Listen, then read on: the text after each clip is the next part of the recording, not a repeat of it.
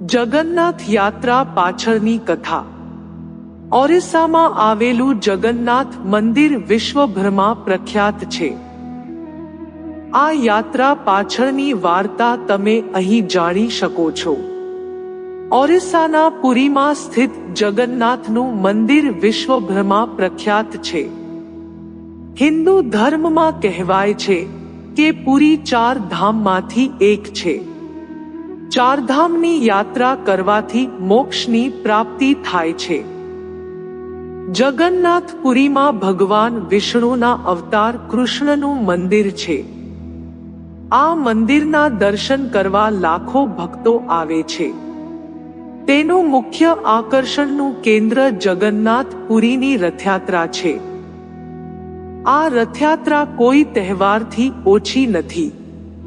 તેમાં ભાગ લેવા માટે દેશ વિદેશથી લોકો આવે છે। પુરાણો અનુસાર ભગવાન જગન્નાથની બહેન સુભદ્રાએ એકવાર શહેર જોવાની ઈચ્છા વ્યક્ત કરી હતી। જે પછી જગન્નાથજી અને બલભદ્ર તેમની બહેન સુભદ્રાના રથ પર બેસીને નગરની મુલાકાતે ગયા। જે બાદ તે ગુંડીચામાં તેમની માસીના ઘરે પણ ગયા હતા અને અહીં 7 દિવસ રોકાયા હતા। ત્યારથી આ રથયાત્રા કાઢવાની પરંપરા ચાલી આવે છે। એવું પણ કહેવાય છે કે ભગવાન કૃષ્ણના મામા કંસ તેમને રથમાં બેસીને મથુરા બોલાવે છે। આ રથયાત્રા તે દિવસથી શરૂ થઈ હતી જે દિવસે તે પોતાના ભાઈ સાથે મથુરા જાય છે। કૃષ્ણની રાણીઓ માતા રોહિણીને તેમની રાસલીલાની વાર્તાઓ સંભળાવવા કહે છે।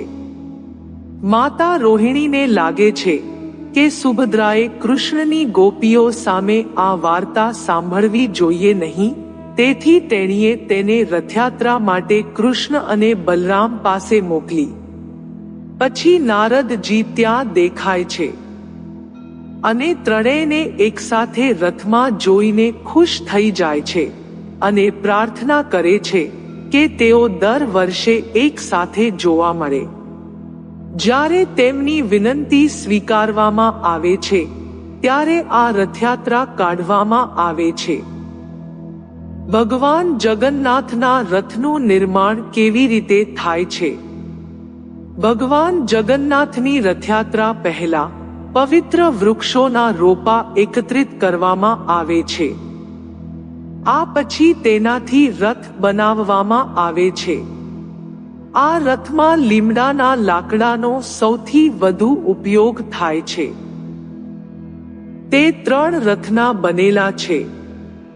એક રથમાં 14 પૈડા છે, બીજામાં 16 અને ત્રીજામાં 12 પૈડા છે।